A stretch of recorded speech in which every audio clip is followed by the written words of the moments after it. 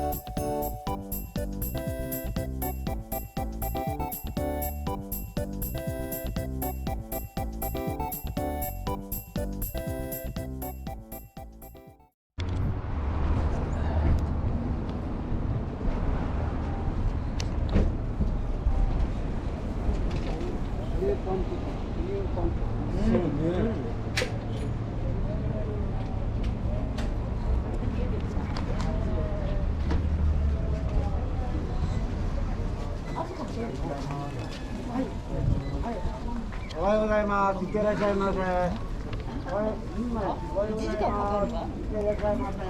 おはようございます。JR 九州のアプリをダウンロードしていただいて、こちらの方でまた受け付けます。はい、ありがとうございます。こちらになります。すみません。こちらの奥なんですけど、ありがとうございます。はい、これを押していただいてですね。で、これはアプリの使用の時は許可しますということなので、これで押していただいて、他にですね、実際にカメラのマークが出てきます。今お客様